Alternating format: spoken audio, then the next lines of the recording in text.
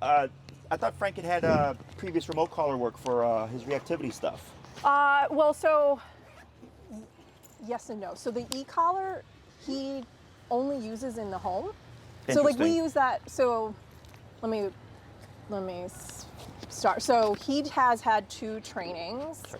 One when he was a puppy. Okay. So literally we got him settled and everything, and then put him into training not long after, but primarily because it's just puppy stuff, nipping, sure, all that stuff. And so that covered the basics, I would say, of everything. Then fast forward 2 years later, he went in for, I'll call it like his second round of training. And a lot of that was because we couldn't have anyone in the home. Oh, okay. Okay, so like, behavior. Not territory, he just was super excited and super like just over the top that we couldn't have anybody. Like the anxiety got the best of him and he just couldn't calm himself down. Couldn't settle, couldn't do anything. Even though he knows place and he knows those things, he just couldn't get himself to calm down. So we use those sessions primarily to just have people in the home and be able to be okay with that.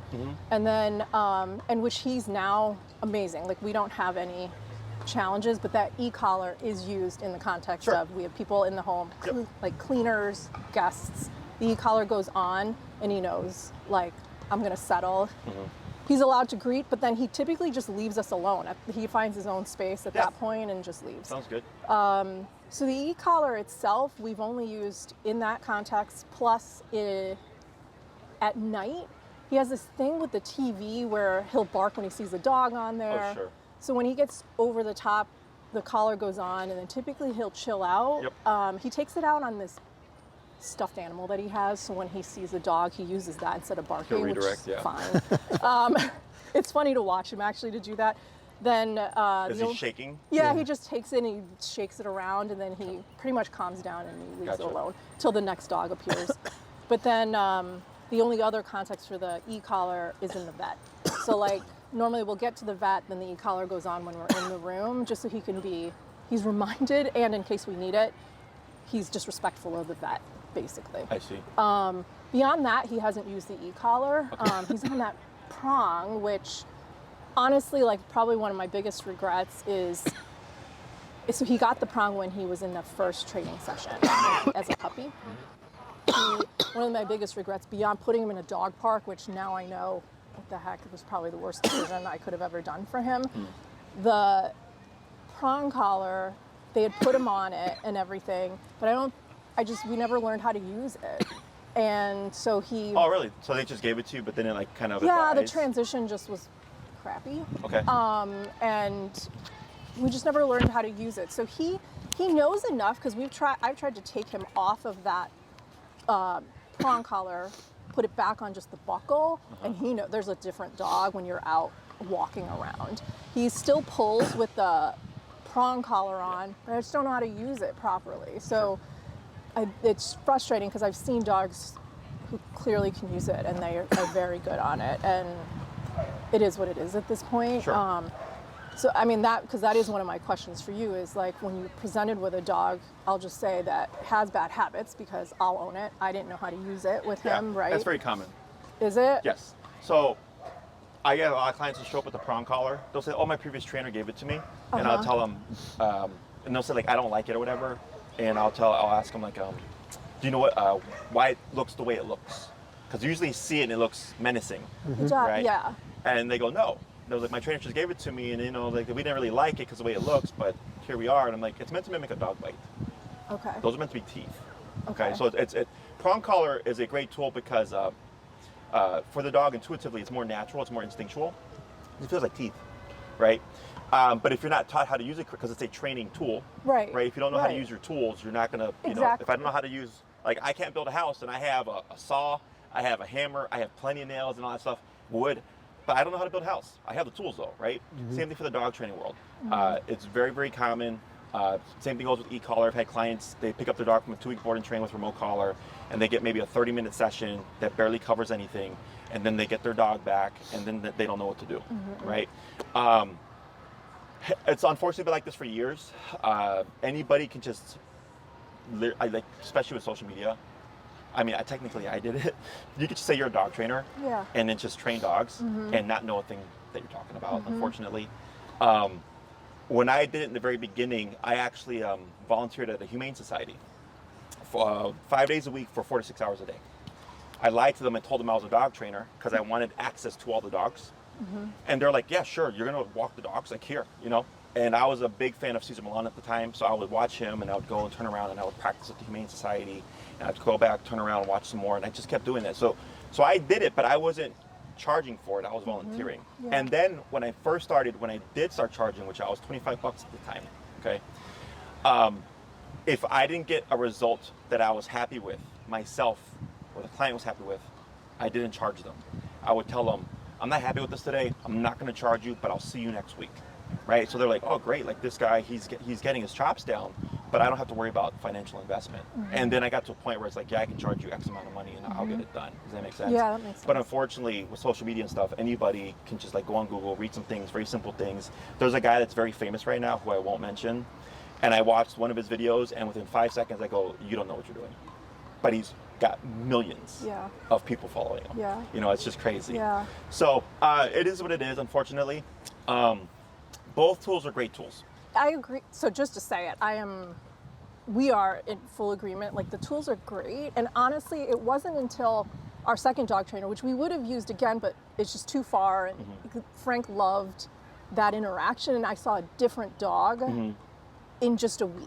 You know what I mean? Yeah, Which I no, it was should be like, pretty quick, yeah. Yeah.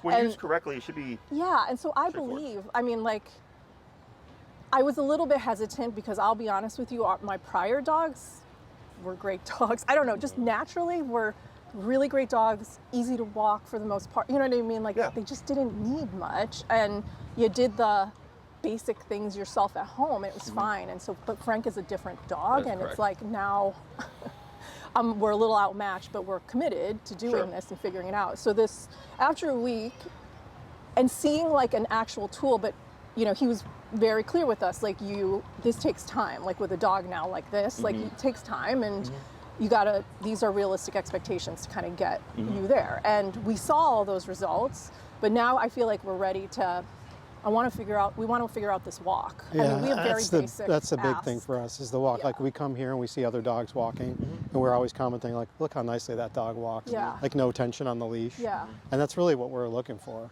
Yeah. Is being able to go and just walk Enjoyable wherever walk. we want to Yeah. walk and not have to worry about him, Sure. you know. So the first thing is always people's expectation or opinion, right? So you can point at a lot of dogs like that dog. I want Frank to walk like that dog. I'm like, no, you don't. Like that dog's terrible. Like, what do you Like look my for? idea of a good of a good dog is different than most people because I've seen from here to here, Yeah. and I know it's possible. Yeah. And I always strive for the best because my clients are my billboards. Is what I tell everybody, right? Now, do I always get the end result where I want it to be? No, but that's not my fault. That's on the client's behalf, Yeah. right? Like they're the not work you put following in. through. They're not doing Yeah, the it's a homework, two-way street. Life Yeah. happens, all that stuff, right? But because I aim for such a high result, I still get really good results because if I don't aim for 110 and I aim for 60, I'm only going to get 30 out of 60 because you're always going to get less than what you aim for, Yeah. right? But like for me, you can have up to off-leash control with remote collar. That's the first thing, right? Everything can be taught to an off-leash level. Sit, stay, down, come, place, heel. Those are what I call the family pet commands, okay? Every dog should know those 6 commands. Yeah. Even heel, place, and come, those 3 things alone can let you do a ton of stuff. Like you can do like 95% of your life with just even those 3 commands. Yeah. You have walk with me, you have come to me, and you have don't move. What I call the trifecta, right? Those 3 things alone allow people to live a majority of their life with their dogs and like do Be so happy, much, right? yeah. The other commands, sit down and stay, they're useful, but there's like very specific situations, Yeah. right? They're not, so like most people prefer place because down is very strict, right? Because down is lay down, don't move. Oh, So that's if they go to a interesting. restaurant and they down their dog and someone goes, oh my God, your dog's beautiful, can I pet them? And they say, sure, and they pet the dog and the dog gets up. What do we have to do? Yeah, you gotta Reprimand. You have to reprimand. correct them, Yeah, exactly, correct because them. they broke position, right?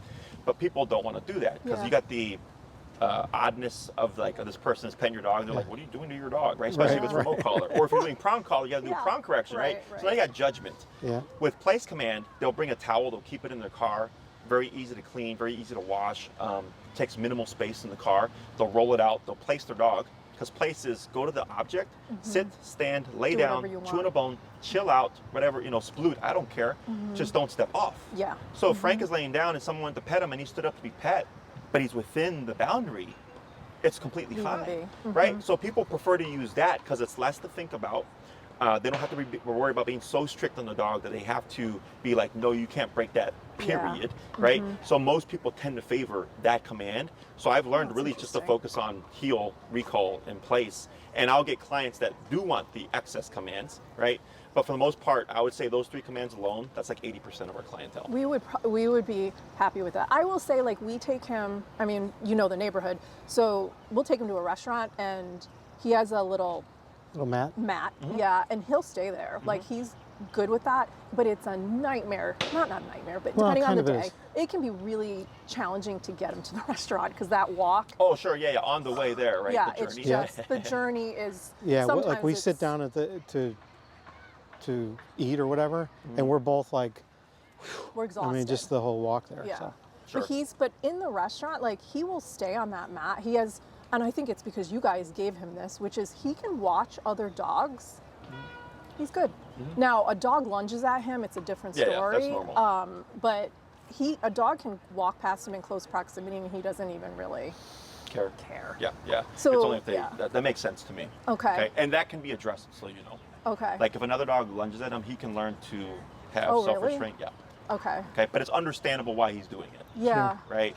Don't get upset about it because a lot of times and people just can be very rude about it. Like where we've taken him out and people just let their dog run up to him, and I'm like, my body language is I'm avoiding you at every cost I can, but at some point there's only so much sidewalk, but people will still let them do that, which then I'll say something or try and put my body between them.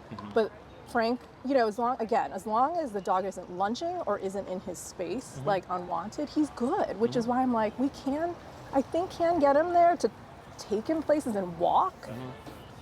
That walk, like I said, is just, it's too much. So the walk thing I'm not worried about. I'll Really? After explain that. seeing him? Okay. Yeah, I'm not worried about that. Trust me. When people ask me, like, can you get results? I go, yes. I was like, but can you do the work? That's always the biggest thing, right? There's no dog that I've come across in 15 years that I have not been able to train, okay? It just comes down to, is the owner willing to go to the extent needed for that dog? Okay, I get some extreme cases. I've had dogs so aggressive, they needed 2 collars, okay? Okay. These are usually 4 of the 5 are 150-pound dogs. Okay, 3 of them are Rotties, 2 were this newer kind of what's called a bully breed. It looks like just like a massive pit bull mix. Okay, they're like 140 to 150 pound They dogs. look way over muscular They're type of they're yeah. massive. Yeah. Okay, but they had aggression issues. So one thing that people don't account for when they're thinking about remote collar is we have size of the dog. We have breed of the dog, because that does factor in. Oh. We have the thickness of the coat. Is it a German Shepherd? Is it a short-coated dog like a Pitty? Right? We have, are there any behavioral issues? Is there anxiety, nervousness, aggression, all that stuff, right? All those things start to add up. And as they add up, I need more power to cut through all that stuff. Does that make sense? Yeah. So there's different tiers of collar. You can think of them as low, medium, and high, kind of, to make it simple, right? So one of the most common problems that I get is I had, for example, this guy had a 90-pound pit bull, leash reactivity, did a 2-week board and train, the 30-minute follow-up, no progress, okay? Did a follow-up with them, and what they did was they took his dog on a walk without the owner, brought the dog back and was like, dog's fine, must be you, right? And then they left. So then the guy just kept looking, he found me, I did the consult, and then when I walked in, I was like, well, the first thing is, the collar you have in your dog is meant for a 30-pound dog and under. I was like, and you have a 90-pound dog. He's like, well, this is what they gave me. I go, yes, because it's a very affordable and well-made product, but it's not to your dog, right? I was like, if you had a little 25-pound doodle or something, I go, sure, right? But I go, you have a 90-pound pitty who's got leash reactivity. And pitties were bred to withstand discomfort. They're meant for fighting. So their pain tolerance is much higher than a lot of dogs. They're also bred for intensity because of fighting. So a lot of times when I get a pitty, I also have to factor in the intensity that they were bred with, plus their already natural resilience to pressure is going to mean they're going to need a higher powered collar, almost always. Okay. He's right now, I think it's the mini educator. Yeah, that's the one I'm talking about. Oh, okay. That's the Yeah. 35-pound dog and under collar. Is it? Yes, Okay. Because okay. I will say though, So when we're in the home and everything, and he has that e-collar, he's very nervous. So he's a half. We did the DNA thing. He's a half lab, half French bulldog. So unfortunately, he's Really? I would have never got that from Frank. he's a half. never got Yeah. that. Well, so we did the DNA, and that's actually what they told him he was when we got him. But we were like, everybody thinks he's a pit bull. We're curious, so we did the DNA thing, and it was exactly half, right down the line, lab and French bulldog. It does make sense now that you say it because you got the coloration, you got the Yeah. smaller Yeah. stature, but he's got the lab The face. lab It makes a lot of sense now. But his he unfortunately has that French bulldog lack of confidence thing, and it overpowers him. So that when we put that e-collar on, that's enough. When we use it, I think we put it on an 11, and that's enough for him to be like, "What the hell? Like, just happened?" And then he backs off. But then I will say, like, it's not. I don't know. Like, he definitely listens to it. We're afraid. I'll own it. I'm afraid to use it because I'm afraid with his confidence issues that I would further ruin this dog. So e-collar actually builds confidence. Does. The problem that you're having is I'm not confident. no. Well, I mean, I mean- you're not confident. I don't think you're confident because you don't fully understand the scope Yeah. of like what needs to be done. Yeah. Okay. So with the original training, what he did was, or what happened is, you're like, I have this problem. This is a concern. So he came in and just addressed the problem. Yeah. Right. Whereas I come in and I go, okay, I know the problem we have to address, but we have to start here before we get here. Does that make sense? That makes Yeah. sense. And what's going to happen, or what should happen in time, is you're going to start to see Frank. He should be more normal with the collar on. Okay. So he's had plenty of exposure. It's just that it hasn't been used in a way where he goes, this is communication, not just a correction. Okay. Oh. So e-collar is meant to be a line of communication. It absolutely can be a correction. I'm not saying no. But the way that we teach it is very important. So the first thing that we teach is always heel. Okay, leash pulling and leash reactivity are the two most common things that I deal with in my career. Okay, most trainers either will not cover heel, they'll ignore it in its entirety. I've even had clients say their trainer said it's not possible to teach a dog to heel in life, or they'll leave it to the very last thing. Okay. And I go, okay. why would I leave the thing that almost everybody wants to do for Yeah. the last? And I tell them it's because they don't know how to teach it. Okay, that's just me saying how it is. I go, that's the first thing we're going to teach. Why? Because one, heel allows us to layer the e-collar in a non-confrontational manner. We're just walking, okay? Just walking. Most people in the city of Chicago walk their dogs 3 times a day, 7 days a week. So that's 3 times a day, 7 days a week. We're practicing this tool. Yeah. We're getting lots of Oh, exposure, yeah. right? Right. So when you're using it sparingly, oh, we got a guest coming over, right? This little here and there, that's what Okay. keeps the dog like this. It's Oh. not enough. It has to be every day, regularly. Every day, regularly. Okay. Okay. Let's say we take a paramedic. Okay. First day of work. Think it's going to be easy? I No. have friends that are Yeah, no. paramedics. They see some crazy stuff day one. Sure. Right. Yeah. But then after so many days, they go, it's like a day in the office. Yeah. I've seen some crazy stuff. I look at my clients, Yeah. right? And I'm just like completely neutral. And they're like, how are you not freaked out? I'm like, because I've seen this for 15 years. Yeah. I was like, you're welcome to feel the way you feel. Yeah. Right. But just know that if you don't see me worry, there's no reason for you to worry. Because I've had to work people through some bad stuff, Yeah, right? yeah. Like the client you just saw me with, Yeah. you should have seen her That's a earlier. great dog. That dog, they come from Deerfield, okay? Leash reactive, bit of person, all this stuff, right? So That when she dog? came here, she was like Oh, wow. this. And at the end, you saw her more like this, right? Because Yeah, I we was saw him building at her the end. confidence and the Yeah. exposure, and we went around the park. We saw bikes, all his triggers, and she's like, he didn't do a thing. I go, no. I was like, now you have to work on yourself. But this So is why does you that have come to. from the owner? Because Frank is squirrels. He's worked through the scooter thing, but God help us if we see a skateboard, a scooter, or little kids. It's typically prey drive. Squirrel. Is that what It's the? prey drive, yeah, most Oh, likely. okay. Because It's he a what? goes Prey crazy. drive. Yeah, we can address that as well. Okay. Okay, so heel is the foundation for all that stuff. We Okay. fix the leash pulling, we fix the prey drive stuff. Okay, and any residual reactivity Okay. always starts with that. So the first class is heel part 1. I meet with my clients here if we're in the summertime. I don't touch the dog. Okay, you show up with your tools and your dog. I explain, I demonstrate, I walk you through it. Okay, if there is a flare-up, we work through it real time. Again, I don't touch the dog. I just work the client through it. At the end, I go, here's your homework. Rinse and repeat 3 times a day, 7 days this week. I'll see you in a week.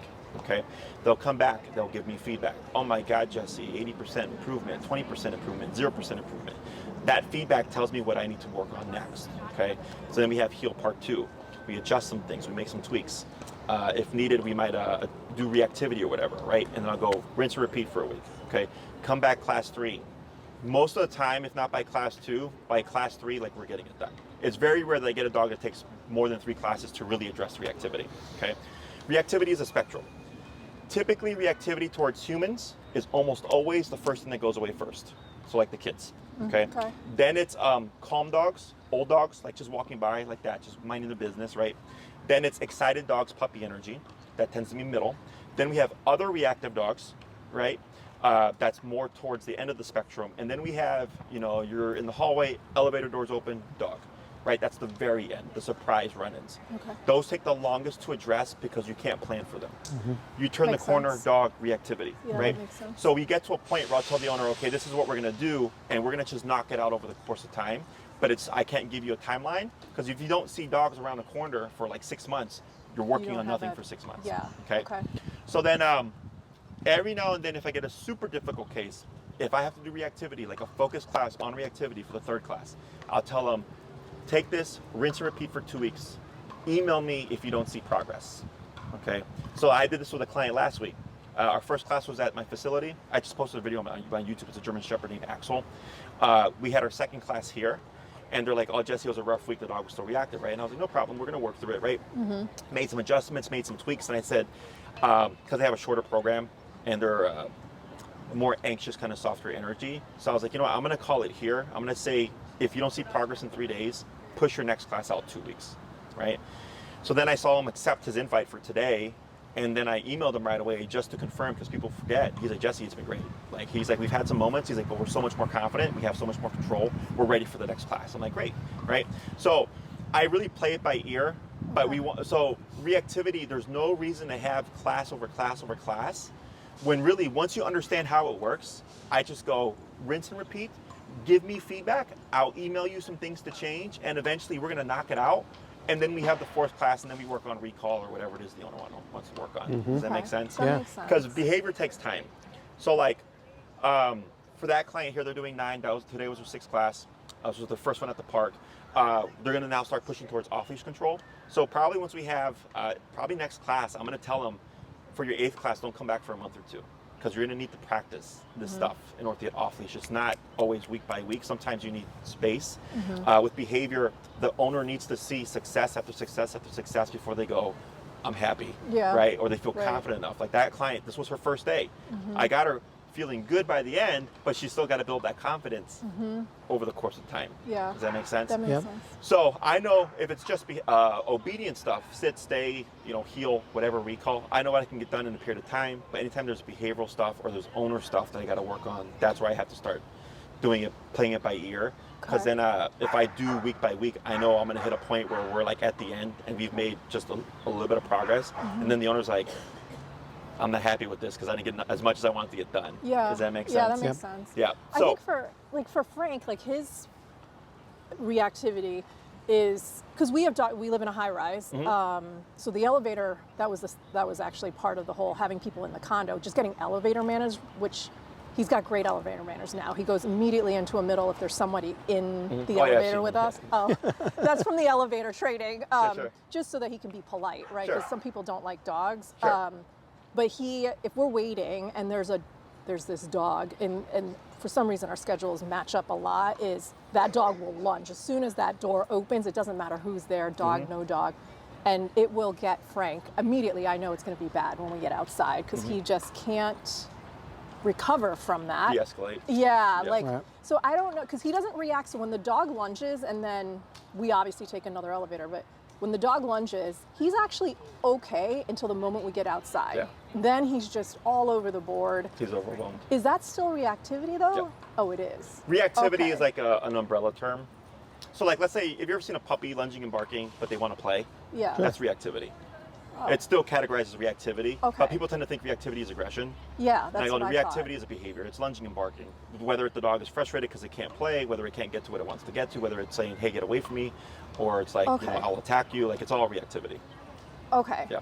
So then all the stuff that you're talking about really does apply to Frank in the sense that that is reactivity. It's just in that spectrum. Yeah, where it's Okay. coming from is different. Okay. Yeah. Okay. So I always, when I come in, I have to help the person, one, understand their dog. Yeah. A lot of times they'll see things and they'll label the dog aggressive, and I'll go, this dog's not aggressive, right? And then I'll say they're being reactive because of this reason. It's still reactivity, but it's not because of aggression, Sure. right? So like if we have fear-based reactivity, even if the dog is snapping, I go, that's defensive behavior, but your dog's not doing it because it wants to be aggressive. It's doing it because it feels threat, Feels right. right? Yeah. So okay. so then the owner goes, oh, so my dog's not like an evil, creature, and go, no. You'd be surprised, Okay. because people, they think like a human. And they start to use human things to analyze the dog, whatever. Yeah. And I got to come and I got to clear it up. I go, nope, that's all incorrect. Okay. So once they understand that, they go, oh, this makes me feel better. Okay. Because usually frustration comes along with a lot of my clients because what they're doing isn't working. They're not Yeah. making progress. I've had clients spend as much as $10,000 on different trainers, still no progress, and they're frustrated. Yeah. And it's crazy. Like I have a lot of respect, for the people that are just like, I know there's an answer out there. I got to find it. Yeah.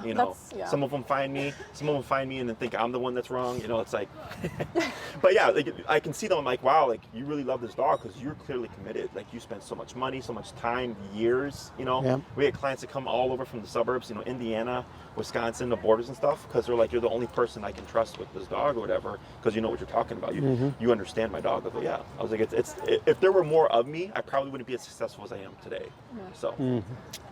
What would you suggest then? No, I mean you kind of know Frank because you've seen him at your facility, but you haven't probably seen him do all his stuff. What would you recommend though? Because I've seen on your site there's the board and train, there's the what you were talking about, just doing it and kind of incrementing. Yeah. Like what would you suggest would probably drive to the result that we're looking for? So you have either or option, because Okay. I know Frank, Yeah. and I know what you're dealing with. The only time I never recommend a board and train is if there's human issues. So if the dog like bites people. Oh, okay. The reason why I don't ever recommend a board and train there is not because we couldn't train them. Yeah. It's because the person really needs to understand dog behavior and how to handle that dog. Okay. So you, the pro of a board and train, we get more done in a short period of time. So in 1 week, I will cover sit, stay, down, come, play, seal in 1 week, right? Because that's what I've done this for years. What takes long is teaching you to train your dog and understand the system, right? The con to a board and train is you don't get the experience, right? You drop your dog off, he learns some skills, and now I also, as a con, have to transfer the skills to you, okay? But we get it done in a short amount of time. The pro of an in-person is that it's all hands-on. It's all you. I don't have to touch the dog except for like maybe 0.01% of the time. I really try not to, okay? Especially if there's like behavioral issues. Okay. I let it all happen with the client. Okay. Because there's like emotional things that can happen, and then the owner feels a block, like they can't do it, whatever. And I'm like, so if I do it for them, I'm not doing anything for them, Yeah, right? yeah. I have to push them emotionally to just do it, and then they get to the other side and they go, oh, I made it worse than what it was gonna be. And now I know when they leave, they're much more likely to continue To do because that. they did it, and they go, oh, that actually wasn't too bad, right? But right. if I do it for them, they don't get the emotional that going over the hump type of thing, right? So with the in-person, you learn a ton more. If things got difficult, I work you through it. Like I've had some really reactive dogs here at the park. I had one dog that was reactive for like 15 minutes nonstop before we got it to stop. It was emotional for everybody, including me, because I'm here with the fucking canine perspective shirt on, and people are like walking That's good. around, right? And I'm just like, I'm here to fix the problem. I don't care. We got it done, right? But I tell the owner, I'm like, how do you feel? They're like, oh, Jesse, that was bad. I'm like, me too. I was like, I feel it. I was like, and I'm the one that people can look up and just leave negative reviews on. It's happened, right? I was like, but I don't care because I care about helping The you result. through it. But now that you've done it and you rolled the 15 minutes out, what happens is the dog goes, you took 15 minutes to put me in my place, but the next time it only takes 2 minutes, and the next time it takes a minute, and the next time it takes 30 seconds, and it's 5 seconds. And the dog goes, you're just going to stop me every single time, so I'm just going to give it up now, right? That's what you get with in-person that you don't get with the board and train. The con is it takes time, Yeah. right? Like think of 3 weeks of your time as 1 week of our time, to kind Okay. of simplify it. Okay. Even in 3 weeks, so that's one lesson a week for an hour. So it's technically 3 hours, right? Okay. We still get more done in 1 week at my facility than you do in 3 classes, right? But that's a way you could look at it. Okay. Is So there something you would recommend knowing Frank, or what you know of Frank? And it's what would really you- personal preference. Is it? Okay. I would say if you're thinking like, you know what, like we need to get comfortable with the e-collar, we definitely want to learn more about Frank because it's beneficial for everybody to understand their dog, understand everything from the ground up. So there's no gaps, right? You do it yourself, okay? If it's like, well, we're really in a rush to try to get the result, you'd be surprised how fast this works with my Really? system of training. Correct. Okay. You just, again, have to do the work.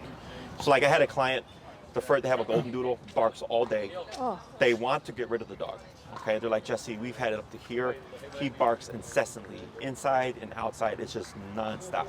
I go, okay, we have our first class. We met at my facility because it was still raining. They were very concerned. And he was like, he kept asking me, like, how do I stop this behavior? And I go, I know. Just do what we covered today, and we're going to see what happens. He's like, Jesse, and I'm like, I know. Just trust, right? Yeah. We met here the second class. He's like, Jesse, oh my God, 98% improvement. Oh my God. He's like, this is amazing. I go, I told you. Yeah. You know, because people, most training, the tier is the ceiling is very low, okay? But it's my approach to it that makes it so quick, okay? And as long as you go, okay, I trust Jesse, we're going to follow through, it's pretty straightforward. I would always suggest you want to do in person, okay? Really? Yes, Okay. you always want to do in person. Now with the board and train, what separates mine from other people is that I film the first lesson of everything that I teach, okay? So it ends up, after the compilation, is like anywhere between 2 to 3 hours long, depending on the case, okay? I cover heel, sit, stay, down, come, place, right?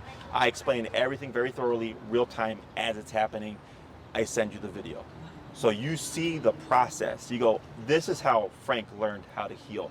This is how he learned how to place. see. So when you need to reinforce, you understand the theory, you understand all the work that went behind it.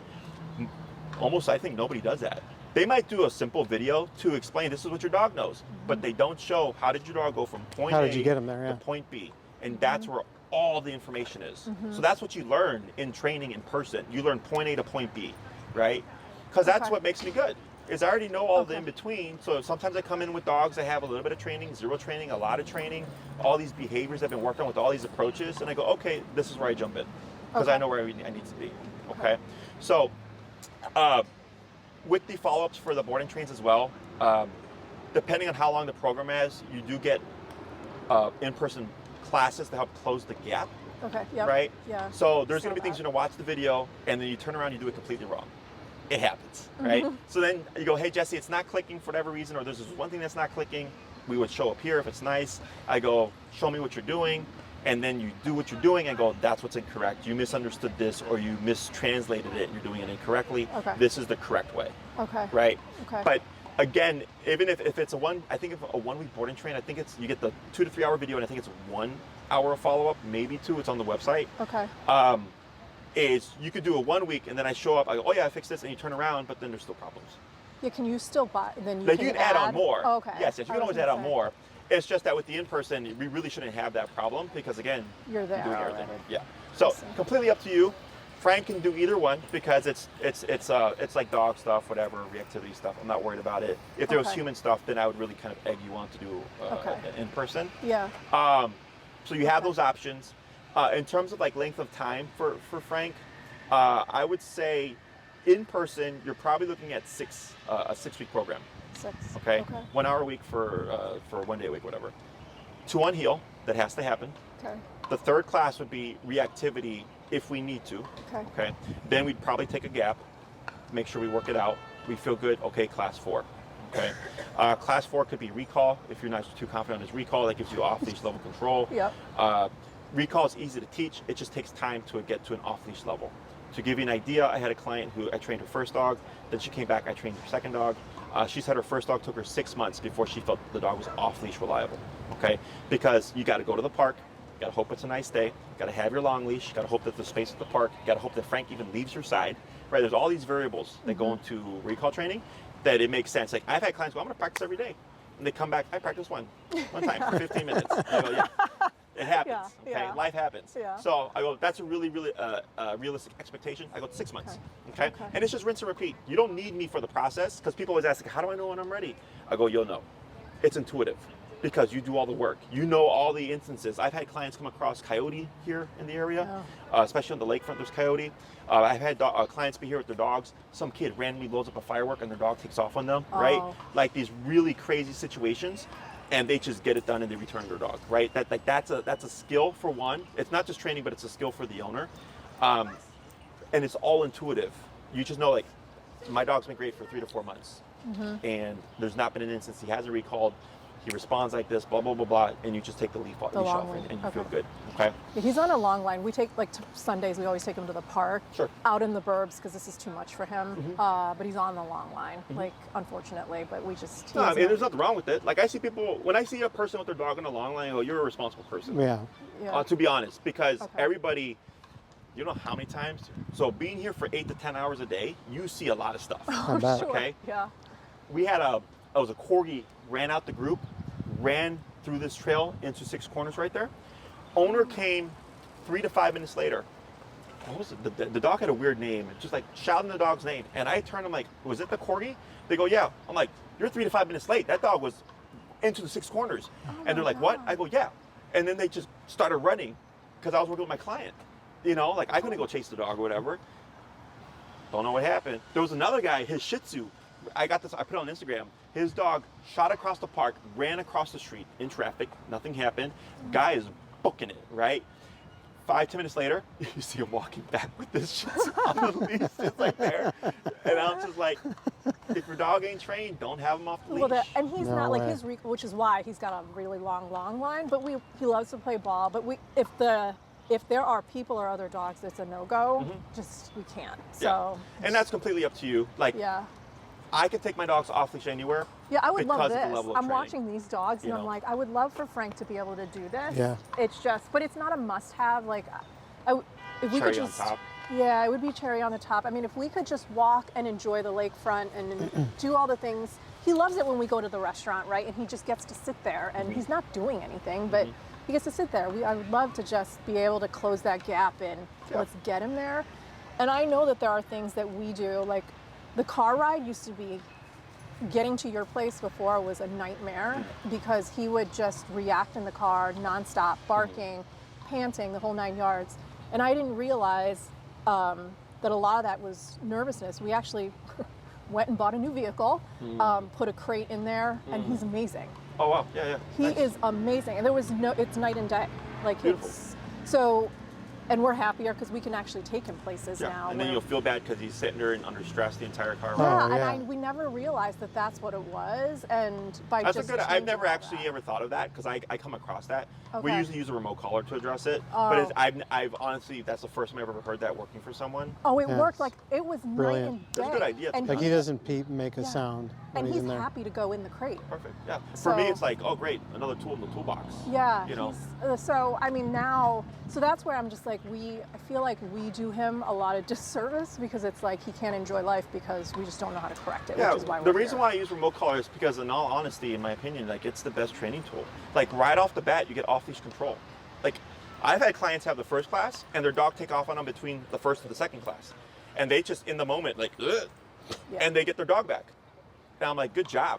Yeah. Like that's how it works, and we haven't even covered recall because they'll be like, Jesse, I hope I didn't screw up the training. I'm like, no. I'm like, that's why that tool is so amazing because I've heard the craziest stories, but because of the tool, the owner can recover when the environment just goes It's haywire. crazy. Yeah. Okay. So Okay. with the 6 classes, I'd say 2 on heel, Okay. maybe 1 on reactivity, 1 on recall. We can review place, Okay. and then the 6th one you can think of as a variable, right? Like we can tie up any loose ends or whatever. Okay. The one thing we have with him is he's a ball. He loves balls. Oh sure. Yeah, So ball we drive. play in the condo like an hour a day. You know, he'll play. We'll throw him the ball, but he'll guard it at some point. Oh, and it's okay. really hard to get it back from Okay, him. sure. So if we can somehow, So figure out a way to do that too. I would say if they're yes. So all that stuff is easy Okay. for me. Okay. I would say the more there is to accomplish. If you're doing in person, I'd probably push it then into a 9. Okay. Okay. Now what you could do is if you did the 9, 1 is cheaper per class, right? We cover everything. Let's say we get to class 7 or 8. You're like, Jesse, we're very happy, whatever. You can always pocket one. Sometimes clients do that just to have in case life happens. Things do change over time. Or they'll go, you know what, we're super happy. It's been 6 months since the training. We don't really think we're going to need anything. And they're like, what can we do with this? And I go, we can convert it to credit. We'll prorate it. And then, if they do daycare boarding, they just apply it to their daycare Okay. boarding. Okay. And they don't lose the value Yeah. of their investment. It's Okay. like I had a client who did a 9-week program and towards the end of the program, he ended up moving to North Carolina, but we got everything addressed in like 6 or 7 classes. So he's like, yeah, I was like, I'll just board my dog with you and I'll just use the rest of the credit so everybody's happy. That's perfect. Because it's service for service, so that's not a big deal. It's when it's service for like tangible product and taxes, that's where things get a little wonky. Oh, But otherwise, when it's service for service, it's not a big deal. Okay. So yeah, That's so you perfect. could always do that. And then if you did an in-person, I would say if you did a 9-week in-person, you'd have that option. I could probably get done what would take you 9 weeks in the 2-week B&T, but you'd only get, I'm pretty sure it's 3 hours, maybe 4, again, it's on the website, a follow-up in person. Okay. But you would get 2 separate videos because there's one for each week. The first week is always the longest, 2 to 3 hours. Okay. The second week is much shorter, usually 30 to 45 minutes. And I'm showing you how to advance the training to the long leash to build towards off leash already. Okay. It's very quick. Okay. Okay. Now, the only thing I probably wouldn't be able to cover in the B&T is the guarding stuff, but that we can cover in a follow-up. Okay. The follow-ups don't just pertain to what was covered in the B&T. A lot of times they cover stuff that we couldn't cover because we didn't see it. You didn't see it. Exactly. Yeah. Okay. Resource guarding or getting a dog to out on a ball when you're trying to play fetch, super easy. Super easy. I'm not worried about it. Okay. So if I don't get it addressed in the B&T, it would most likely be addressed in the follow-up. You would just have to check on my site to see like, is it enough for you? And again, you could always add on more. Okay. Because I've had clients who are like, oh, I want to do the B&T and in person, and they want to buy everything, and I go, don't, because you're going to see how much progress you're going to make, and you're going to be like, shit, I just spent an extra $2,000 and I'm going to have the classes to use them. You know? This dog's gonna be boarding forever. So you know, I tell people, I know it can seem like, wow, really? I go, yes. I was like, so what makes me different from other traders is the most popular e-collar theory training is what's called low level e-collar. Okay, it's when you're working at ridiculously low levels like 3 to 4. Okay. Oh, okay. It's not realistic across the board. Okay, so what happens is the owner goes, they're doing low level, they go outside and they're like at 80, 90 type of stuff. And they're like, Jesse, I'm constantly at 3 up to 80, 3 up to 80. Oh gosh. And I go, yes. I was like, because the dog is seeing the gap. And they go, oh, you're at a 3 right now, I'm gonna misbehave. And then you go to 80 and then you go back down to 3 again. Okay. What I do is as low as possible, but as high as needed. Okay, so I want a number that is low enough that the dog can think through it, understand it, process it, but high enough where they go like, I don't like that. And I don't want it to happen again. Yeah. Right? So it has to be meaningful enough where the dog goes, I better learn what you expect me to do right now because I want less of that consequence. Okay? Okay. And what happens is the dog starts to naturally deter from certain choices because it understands like, if I lunge at this is going to happen consistently. It's no longer 3 to 80. We're at 60 all the time. Yeah. Does that make sense? That makes sense. But that's what gets people. Okay. So I've had some extreme, like earlier I said that dogs that needed 2 collars, right? That's like 5 and 15 years. I've had another probably 10 to 15 dogs whose normal level, everyday level, is 127 on a high-powered collar, which is our max. Isn't that max? Okay. Yes. Yeah. Okay. We make progress because the behavior is so bad. And I go, come back in a few months or whatever. They'll come back and they're like, Jesse, my dog's having reactivity again. And the first thing I ask is, how high is your collar? Okay. And they're like, oh, I'm at a 60 now. I go, why are you at a 60? They go, oh, because our dog was doing so great. We didn't think we needed that 127 anymore. I go, no, your dog was doing great because you were at 127. Your dog needs that level of a consequence all the time to understand you will never dip it down. The moment you dip it down, the dog goes, I'm going to play you. And that's what screws people up. Okay? I don't make the decision on the choice, on the level. The dog does. If Frank is as sensitive as you say he is across the board, and he's at a 15, we're at 15. Yeah. And you'll go, this is working because it's less and less and less. You're using it less. E-collar in the beginning is usually like this all the time, and then it just becomes like this when you're using it correctly at the correct level. When I get a client that stays static, that tells me they're not using the right level because it feels like management. Like you're just like, yeah, like he does good, it's much better, but I always do have to be on him as opposed to him naturally just learning to behave. Making a choice to behave all the time. So like, do you guys run red lights? Run red lights? Yeah, do you run red red I don't lights? drive, so you should. Do you run red lights? No. Not as a course of a daily routine, no. Right, why not? Consequences. There's a consequence. Yeah. Car accident, Yeah. $100 ticket, Yeah. right? Now, I've gambled red lights, right? Yeah. And I get the ticket, I'm like, oh, right? But imagine if that consequence was a $10,000 ticket as opposed to 100. Do you think I would make that choice? Yeah, you wouldn't. No, Yeah. right? I think it's Switzerland. a client told me about this. I guess they're finding, the way they find is income based. So there was like some like millionaire or whatever Oh, wow. who was over there and like was just like blazing through and thinking like, oh, America, $100 ticket or whatever. Yeah. And then when he got the fine, it was substantial.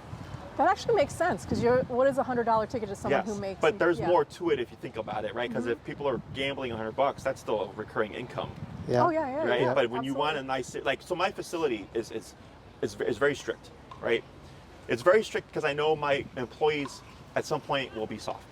But if it's already soft, then they're going to be softer. Yeah. Does that make sense? Right. Like, Yeah, it's yeah. inevitable. Oh, There's yeah, always yeah. going to be It's that human variance. nature. Yeah. Exactly. So that's what differentiates me. Okay, so I can help you with Frank.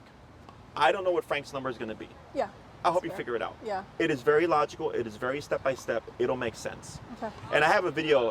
It's a dog named Georgia that I could send you if you'd like to see. It's an extreme case. It's a 25-pound dog on the high-powered collar meant for a Rottweiler. Because when I saw her reactivity here, and I wish I filmed the consultation, in my head I go, you're going to be a case that's going to make me work for my money, and I wasn't wrong. Okay.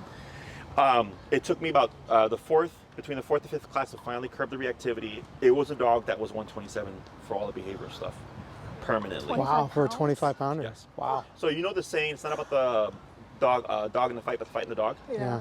Yeah. That saying, I remember when I had that case, I'm like, that saying is so true, right? And that was the first and only dog in 15 years of training that was 25 pounds and had the reactivity level of like a 150-pound dog. Rottweiler, yeah. Okay. If it was a pitty or whatever, which is, it's not uncommon. I love pitties. I Yeah. hate to say that, but again, because of the breeding, it's common. But this dog, it looks like a min pin. It's not, but it's literally a 25-pound dog. But the owner believed me. And I said, you're going to want this collar. I was like, if you read up on it, it's meant for a 70-pound dog and over. It's okay to use. I could put on my 8-pound Chihuahua. It's just about output, right? And she's like, okay. And she just said yes to everything. And because she said yes to everything, and in the video, there's a point where I don't see her for like a month and a half. And I go, how's it been? She's like, she's been great. She's like, I already have her off leash. And I'm like, thank you. You follow through, because it's difficult. It is, Because it yeah. wasn't pretty. Like, the dog was yipping and yelping, and I go, just trust me, just trust me. And eventually we broke it through. And the system that she got, it was good because it was a newer model that the dog's obedience level was 25, but the behavior reactivity level was max power. And she just happened to buy the newer model that allowed her to jump 100 levels. So she wasn't constantly trying going to up and switch. down. So that's what really also helped us as well. But yeah, it's one of those cases where logically as a human, you're like, why does this little 25-pound dog need Yeah. this level of pressure? But we did everything below 127 before we ended there. Yeah, got And the it. owner goes, it's not getting better. It's not getting better. It's not getting better. So then finally I told her, today's going to suck, but today we're going to get the answer. But at least she understood, because she spent the first 4 to 5 weeks doing everything and going, it didn't work, it didn't work, it didn't work. And then finally when we hit 127, she's like, Jesse, I finally had a week of decency. Like, I can walk my dog. I go, great, do it for another week, just in case. And then she came back, and then we were here, and then she's like, yeah, dog's been great. I'm like, awesome. Okay. What So- for the e-collar? Do we just buy that through, like, you guys procure it and then we just So pay yeah, for so we it? sell them ourselves. You can get them online. I don't care where you get them from, but I do suggest it. So the collar I'd recommend for Frank would be the overpowered one, not because I think he's going to need it. It's the best tool there is, and it's like, well, if you're going to make this investment, that's like maybe $40 more than the collar below. It's the best one there is, and you go, I don't have to worry about anything. So you think of it as like, let's say he's super easy, he's 25 or whatever, right? Straightforward, everything's great. But then one day something spooks him when he's off leash at the park. You have to override fear-flight response. That's what people don't think about. Yeah. Right? I yeah. go, yeah, he might be low on the collar. I don't know. Yeah. But when you are in life and something happens and there's an emergency and Frank is taking off on you, you need to override the situation, and that's where the power comes in handy. Okay. Okay? Okay. Again, it's safe to use. I can put on my 8-pound Chihuahua. You get more from less is all it means. Okay. So like a low-powered collar, you could be at 60, but on the high-powered collar, you might be on 25. Okay. You see that? Yeah. Yeah. Okay. So, All right. but yeah, Tina would send you the information for Okay. that. That's fine. And then I'll show review pricing and stuff. And if you want to Okay. learn more about what you get with the board and trains, it's on my website. Okay. Yeah, I saw Um, that. Okay. But yeah, I would say you could do the 9-week in person. Okay. That'll make sure we have enough time to cover everything. And then if you're like happy and it's like, yeah, we'll just convert We'll this to just credit. convert it. You can Okay. pocket a class, whatever. And then if you go the board and train route, I would probably just say, I think 2 weeks enough. The longer the program, the closer we get the dog to off-leash reliability. Okay. So technically the fourth week is when we're completely off-leash at my facility. But I still have to transfer it for you. So inevitably there will always be follow-up on your behalf. Okay. But if you do the in-person, you'll still get to that point. It's just going to take you longer, right? But it's like, well, you're still doing work anyway, so might as well just learn everything yourself. Like I've had clients that have trained their dog and they'll go and train their other dog. So when you say in person, that means here? Correct. Okay. Yeah. Only time we don't meet here is if it's raining or whatever. Then We we're try back not at to the push facility. back because I get crazy busy. And like right now I have 5 boarding trains. Today I'm training till 5 o'clock. So I get The schedule That was my stuff. next question. Like, what's the queue like to get on to get the That's train? a Tina question. Okay. Because it changes. Like I've done like 5 consultations this week. Like so from the lull of the winter into summer, it goes literally 1 week to boom, you're booked, right? So you can email her and just say, hey, what's his availability look like? And if you send her both of your schedules and please send windows. Okay. People do like Monday at 2, Tuesday at 3 type of stuff. Yeah. We need windows like 12 to 6 or whatever. That's fine. Okay. And she'll cross-reference and go, okay, here's what times that it works, and then she'll get back to you. Okay. But otherwise, I've moved here for the summer. Unless it's like ridiculously hot and or it's raining or whatever, then we'll move Back to my to the facility. facility. Okay. Every now and then I might push back for one reason or whatever, but then Tina will of course let everybody know. Yeah. Okay. And then she'll send you the information for the collar. Okay. Again, I don't care if you get it from us or if you get them online. I do care that you get the correct model. Okay. And don't get them off of Chewy if you get them online because they have sent people the wrong model.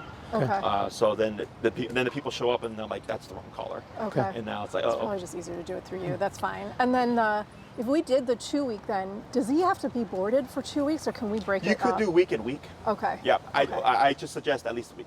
Yes. So I have another yeah, client absolutely. that he did 3 and he's doing 2 in a row and then Yeah. he's going to come back to do the 3rd one. Okay. And because he booked it up front, like he's getting the discounted rate or whatever. Yeah.